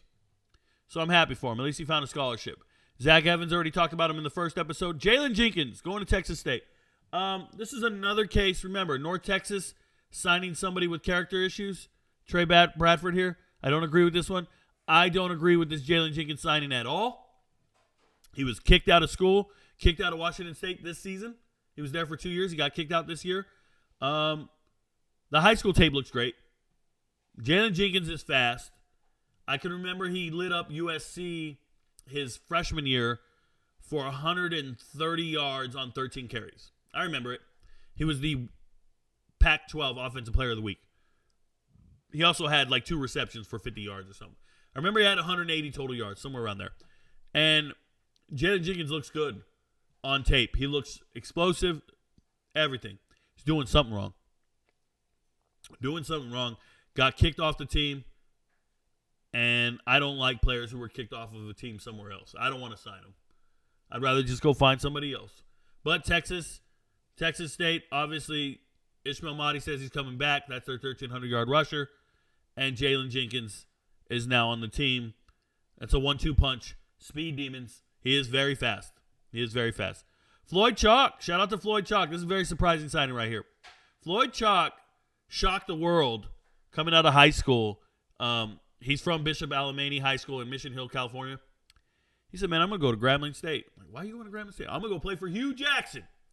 NFL pedigree. Hugh Jackson knows what to do to get me to the league. I'm going to go play for Hugh Jackson at Grambling State. Well, okay.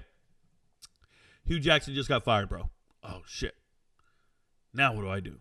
Well, I'm going to jump in the portal and leave. Now, he was the second leading rusher at Grambling State this year, 696 yards rushing. But he led the team with rushing touchdowns. He had 9 of them. So, pretty good. I'd say going to San Jose State, he's right now third string. He's not seeing the field next year.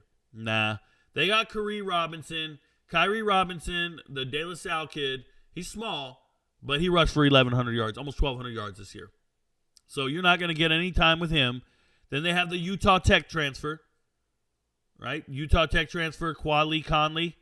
Used to rush for 1,000 yards at Utah Tech. And now you're getting there and you're competing with Jabari Bates. So, Floyd Chalk, welcome back to California.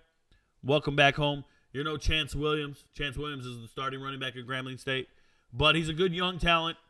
Good young kid. Made the right decision. And it just didn't work out because your coach got fired. Speaking of not working out, I'm going to go to the chat after this. Ahmad Foston, this kid is somebody that I think I should make a video on, a story time on, after this season. I want to see how he does. So he still has 3 years of eligibility left. Let me make that very clear. It's going to sound weird because he's been in college for about 3 years. And he's been injured the whole time. Injured. And it says it there. He's going from Virginia to Hampton. So why should I even talk about him, right? And people will be like, Rico, it's an FCS thing. But remember, I'm from Georgia. Or I live in Georgia. John Millage Academy. Small school, John Millage Academy here in Milledgeville, Georgia. And by the way, you guys know who John Millage is? Anybody? Sweetie, you know who John Millage is? Do you know Millage Road? You know the road, Millage Road? Named after John Millage. All right. John Millage, and this academy is named after him. John Millage fought in the Revolutionary War to get us free and all this stuff. He was a governor for Georgia, but he's actually the guy who bought the land that Athens University is built on. Georgia University is built on. He bought the land and chose the site. That's why there's buildings at the university named after him. And nobody gives a shit that he was a slave owner. They're cool with this dude. Millage he is Georgia. Pretty cool stuff.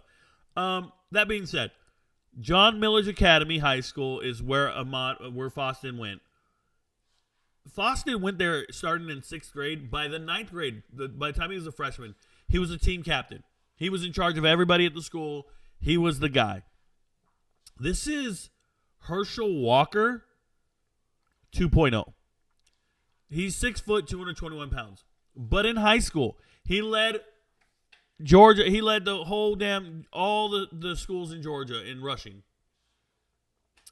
2,700 yards rushing. I don't remember the exact number, but maybe 2770 something. 2772. That's what it is. 2772 and 46 touchdowns. And he if you guys don't know, in 1979, Herschel Walker rushed for 45 touchdowns in high school. So he rushed for more touchdowns than Herschel Walker, 2,772 yards. He was everything. Wanted to go to Tennessee, Kentucky, Penn State. He was going to all their camps, going to all their stuff. But it didn't work out. So he ended up tearing his ACL. He ended up going to Virginia. He's had 5 carries for 29 yards. That's it. It's been a long time since he played football. That's what I'll say. It's been a long time since he played football, but I hope he's healthy. I hope he's ready to go. And could you imagine this guy rushed for 2,700 yards in high school, 46 touchdowns, and he never played again because of injuries?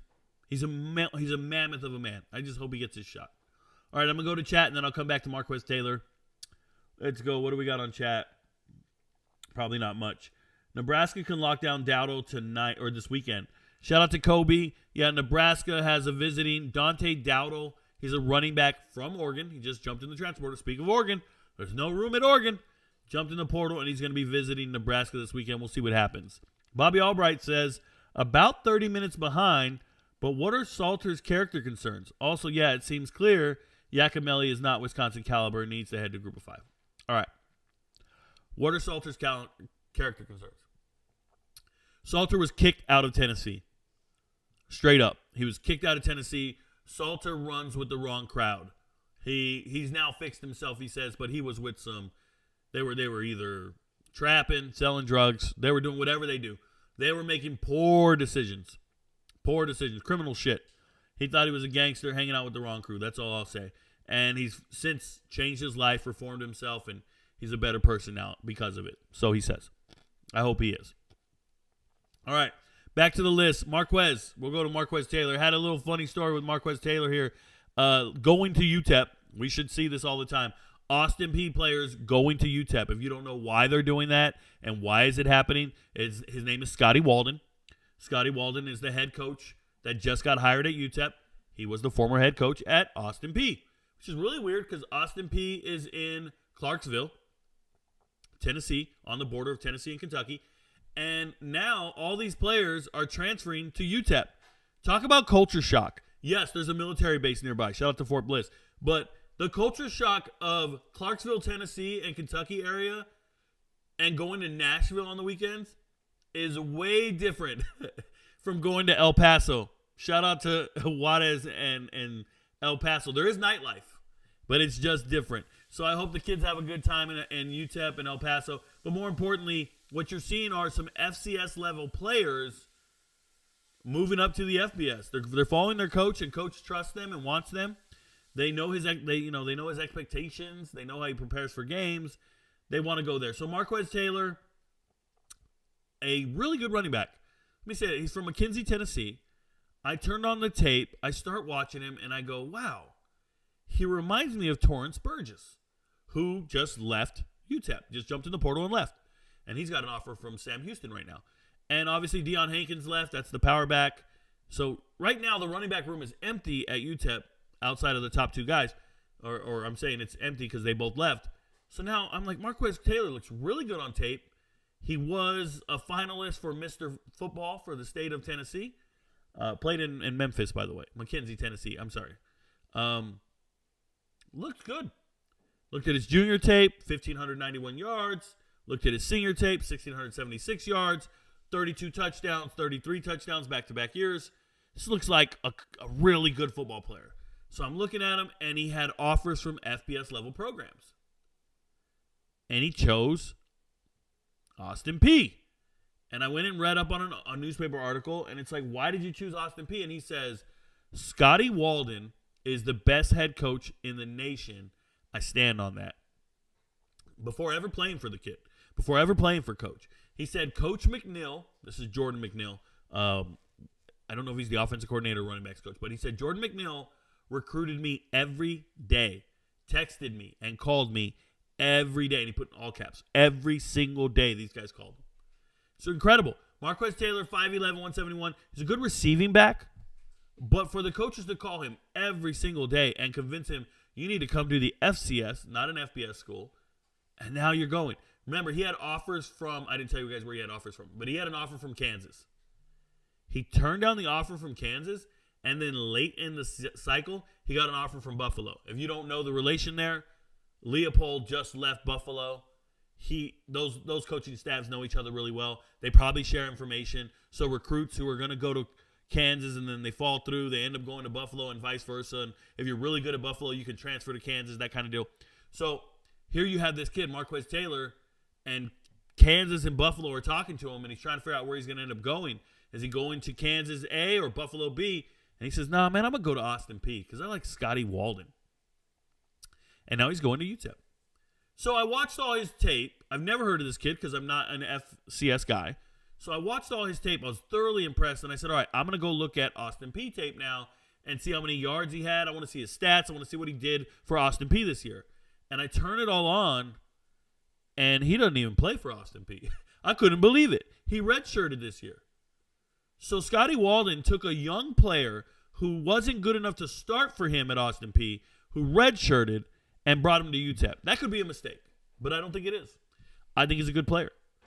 The reason he didn't start is Javon Jackson. Javon Jackson, 1,373 yards. He wears number 22, Deuce. Shout out to Emmitt Smith. I watched this kid's tape today, and I couldn't believe it. I said, who the fuck's going to sign this guy? Javon Jackson's going to sign to one of your guys' favorite teams in a little bit. He is. FCS All-American, 1,300 yards rushing, 10 touchdowns, leaving Austin Peay. I don't know if he's going to UTEP following his coach. He just feels like he's better than UTEP. Javon Jackson. You heard it here first. I think he's going to sign with an FBS level team. Yeah, pretty sure. BK Jackson, leaving North Texas, and he just said, to hell with it. I'm going to Texas and A&M Commerce. Now, shout out to BK. No shade. He's very good on tape. Shout out to Ridge Point High School in Missouri City, Texas. I watched his tape. I thought it was good. You can't play at North Texas. You know why? Ayo Adehi, Oscar Adams. Like, they have two really good running backs and some others we've seen on the list. Like, it's all good, bro. And you know, shame. There's just good players. But he did get to play. He had 10 carries for 52 yards. I saw his Texas Southern tape. I saw him in the Texas Southern game. 5 carries, 28 yards. The FIU game, we watched that in full. 4 carries, 17 yards. He redshirted. I think he's fine. He's got 2 years of eligibility left. He just said, I'm not messing with nobody. I'm leaving, and I'm going to a school I can play at. Texas A&M Commerce, congratulations. Probably should have went to Abilene Christian, but might have been fighting for playing time. Taven Curry, one of my favorite running backs on this whole list is Taven Curry. And he's my favorite just because he comes across, and this is going to sound crazy because I'm doing research on these kids, comes across as very humble. Like, he really does. Soft-spoken. I watched him in interviews. I did a bunch of research before I made this assessment, and I thought, man, why don't I know about this kid? So he's at UAB. He's on the bench. And shout out to Robertsdale, Alabama. I'm sure Evan Kramer's going to tell me, I know these guys. So coming out of high school, he had an offer from Northwestern. decided he's going to go to UAB and play for Brian Vincent. If you don't know this, let me explain this to you guys. Brian Vincent was the offensive coordinator at UAB, and he was the interim head coach. He got hired to be the interim head coach 2 years ago. Did well. Got the team to a bowl game. They all believed in him. And then the administration said, no, we're not going to hire the interim coach. We're going to go hire Trent Dilfer instead. This was last offseason. And then there was a big fallout. Taven Curry is a recruit of Brian Vincent's. Remember, he played at Robertsdale High School. If you don't know Robertsdale High School in Alabama, that's South Alabama. That's Spanish Fort. That's Saraland. That's Blount, right? Blount? I don't know how to say it. McGill Tolden. Like, that's all those schools over there. So, Brian Vincent used to be the head coach at Spanish Fort, a high school team. Back in, 2014, he was the head coach. So, he moved up to the college ranks. And now, in the craziest twist, last season, Brian Vincent left UAB. He was the interim head coach. He was the offensive coordinator. And you didn't hire me to be the head coach. I'm leaving. And he left to New Mexico to be their offensive coordinator. And then after one season over there being offensive coordinator, he just got hired to be the ULM head coach. So, Taven Curry is following his old offensive coordinator because he's now the ULM head coach. He knows how to recruit in the South. Brian Vincent, his players love him. And he's going to go play for his old coach, which is pretty cool. By the way, UAB's out here getting LSU transfers and going for the glitz and the glam, and they're passing on guys like Taven Curry, which is fine. But Taven Curry has been at the school for a while, learning from Jermaine Brown Jr., learning from Dwayne McBride, learning from his teammates. I think he's a good player. Originally committed to South Alabama, then flipped to UAB. I hope ULM's excited to have him. I think he looked good on tape as well. 6'1", 205. The coolest thing is Brian Vincent, his first day at practice, said, hey, we saw this kid walk up. He's 6'1", 205. Looks good on tape. We just don't know how fast he is. So they just said, hey, we're going to time you in the 40. We want to see his reaction. We want to see you run a 40. Kid got down, ran 2 40s in a row. 4.5 flat. 4.5 flat. For the size of back he is to be running 4.5 flat, very impressive. Very good. I like Taven Curry. It's hard not to root for this guy. I like him a lot. Christian Moore. Man, Christian Moore. So I go turn on the tape for Christian Moore today, and I'm so surprised. He's from Huntington Beach, California. His whole tape, he's a tight end. He's on the running back list. He's a tight end. Turns out he went to K-State to be a tight end / fullback or an H-back. And at that time, they were using that offensive scheme to utilize a blocking fullback, if you will. So Courtney Messingham, that was the offensive coordinator, him and Jason Ray were out there with these guys, and they found themselves a fullback.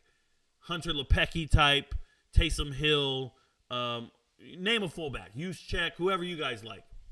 That's what Christian Moore was. And then they fired the offensive coordinator, got new offensive coordinator, and they didn't need Christian Moore anymore. They literally phased his position out of the offense. He just wasn't used on offense anymore. We don't have that fullback anymore. We got running backs and wide receivers. We don't have you anymore. So he just wasn't in the offense anymore. So he just played special teams. Said, fuck it, I'm going to be the up back for the punt team. I'm going to run down and do this. I'm going to kick off and do. He's just helping out the team. They love him. Teammates love him. Works hard in the weight room. Does all those things. But he jumped in the portal this time. Looking for a team that needs a fullback. UNLV's using old school fullback. So look for Christian Moore to be UNLV's fullback, and I'm glad he found a university and a scholarship. KZ Adams, this one's pretty exciting, you guys. KZ Adams, running back out of Georgia State. Listen, Georgia State starting running back. Marcus Carroll, 1,400-yard rusher, going to Missouri, NFL caliber all day. Love Marcus Carroll. Gone. Okay. Then you got KZ Adams here, was the backup. But remember the bowl game, Georgia State? I made a bold prediction for all the MVPs. I said, guys, I really like Freddie Brock. He's the third string running back. He's going to be starting this game for Georgia State. He's a transfer from Maine. Let's ladder his yards and bet on this motherfucker. We're going to win. And all the MVPs bet on him, and they won. And they said, man, Rico, how'd you make that prediction? I said, I just watched his tape. I thought he was a very good running back. But I went back and I thought to myself, how the hell is Freddie Brock on the bench when he's that good? Freddie Brock rushed for like 200 yards. How is he that good and on the bench at Georgia State? Oh, he's on the bench to Marcus Carroll. Makes sense. And KZ Adams? Well, how good is KZ Adams? KZ Adams is a finalist for Mr. Football in South Carolina. Excuse me. From the Columbia, South Carolina area. In high school, KZ Adams led the nation in rushing. 3,343 yards. You heard me right. He rushed for over 3,300 yards in one season. 42 touchdowns. I haven't seen yards like that since Tyler Ebell, Lorenzo Booker. Shout out to Ventura and St. Bonaventure. Excuse me. But KZ Adams, high school, 3,300 yards. So you parlay that into an opportunity to go to Georgia State, and you can't start over Marcus Carroll. I mean, he's an NFL player. So KZ's been on the bench, been second string. He's tired of it. He wants to get closer to home. So he's transferring to South Carolina State. Remember, I just talked about a South Carolina State player, Jawan Howell, leaving South Carolina State. So South Carolina State's straight, man. You lost your star freshman running back, and you're like, all right, we lost him. Who are we going to get? Oh, we're getting the nation's leading rusher, a kid we wanted to get out of high school, but we couldn't get him because he went to Georgia State. They're pretty damn happy they're getting KZ Adams. I don't blame them. That's a solid move for KZ Adams. Hope he goes out there and dominates at South Carolina State. Little guy, 5'8", 175, but go do your thing. Hunter Roddy leaving Army, going to Idaho State. I'll tell you guys, Hunter Roddy went to Army, didn't get a single carry. He's from Chaparral, Temecula, California. Very close to where I'm from, where I grew up. 6'1", 200 pounds.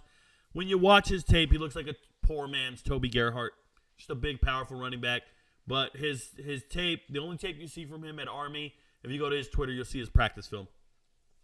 Okay, whatever.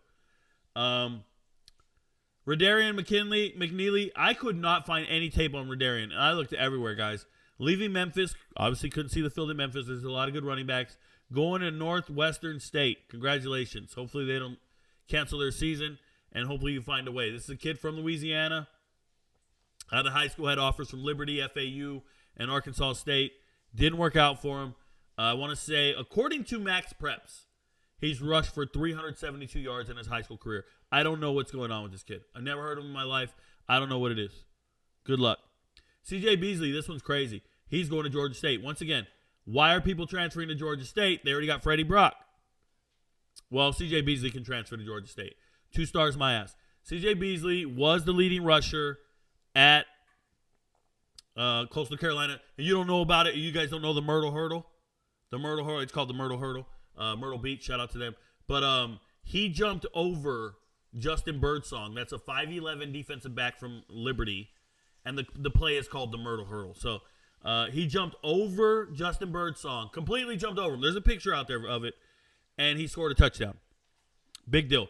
But C.J. Beasley, being the leading rusher at Coastal Carolina, something went wrong. They have all these running backs. They got a new head coach. And their new head coach, Beck, he just didn't do it right. Like, he just didn't understand that C.J. Beasley's supposed to be the marquee back. So he had a bunch. This is a guy who rushed for over 700 yards in 2022. 5 yards a carry. Gonna be the guy. And this year, nothing. Braden Bennett passed him on the depth chart. Reese White passed him on the depth chart. There's just no way they should have got more carries. It just didn't feel right. So I'm glad he's getting a new beginning, and he's going to find, some playing time at Georgia State. He is a quality running back. Quality guy. I already talked about Max Grant in the other episode. Talked about Keelan Black indirectly earlier in the episode. Leading rusher at JMU this year, transferring to Indiana, following his coach, believing in his coach. He has 2 years of eligibility left. I am very underwhelmed when I look at Black on tape. Keelan Black, not good. He lacks that top gear that I need to see from a running back. That's why he only has 1 rushing touchdown, doesn't move the pile. He's been at JMU for 4 years. He still has 2 years of eligibility left. He's older, slower, not impressed. Speaking of not impressed, Courtney Reese, Been at UNLV forever. Forever. Been at UNLV since 2018. And never once really made it happen. I think this year he went for 233 yards, 4 touchdowns. But he saw himself get passed by true freshmen. So he's finally transferring to Bethune-Cookman. It's a Florida kid, so a Miami guy. So going to Bethune-Cookman, I hope he gets his spot on the roster. I'm going to finish up this list and get to chat. Doesn't move me, though. Brian Bruton, leaving UConn, going to Middle Tennessee State. Don't get it. Brian Bruton, if you remember, UConn was playing Clemson not too long ago. 2021, I believe. And UConn was in the lead against Clemson, 7-0 to start the game. It's because Bruton ran back a kickoff for a touchdown. He's a kickoff returner. This is a St. Thomas Aquinas kid, fast as hell, 5'7", 167, but I don't think he can play at Middle Tennessee State. They're losing Frank, right? Frank Peasant, he jumped in the portal, but they still have Creedle, Jaden Creedle.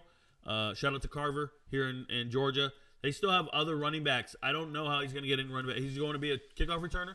He left UConn to go be a kickoff returner at Middle Tennessee. Congratulations. Feels like a lateral move, and laterally you move to the bench and don't get a bunch of carries. Jaden Brown, leaving Gardner-Webb, going to UConn. There you go. Leaving Gardner-Webb, going to UConn. Congratulations, Jaden Brown. I think he's an all-right player. Think he is. From Miller Grove, here in Georgia, 3-time Big South Freshman Player of the Week. Nothing to shake your head at. 10.8 speed. I told you, be under 11 seconds, you're fast. 10.5, you're too fast. You're like amazingly fast. But in high school, I remember watching him rush for over 300 yards against North Oconee, being dominant, looking like a good player, 9 yards a carry, that kind of deal. Would probably be a 1,000-yard rusher this year at Gardner-Webb, but he's leaving. That's it. So Nari Gaither's the leading rusher at Gardner-Webb this year. He's leaving, and that would have opened up the door for Jaden Brown, but he wants to go to UConn.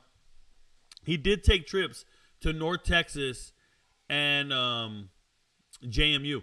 I think this is the caliber of player you should sign at North Texas, not Bradford, the bum. Not this. Not Trey Bradford. You don't go get this criminal getting kicked out of universities multiple times and doesn't know how to act. You get a young man like this. And this is what I've been talking about. When I say I'm an advocate for players of a certain caliber, it's the zero-star kid who's probably a good kid, got a good head on his shoulders and can actually play some football.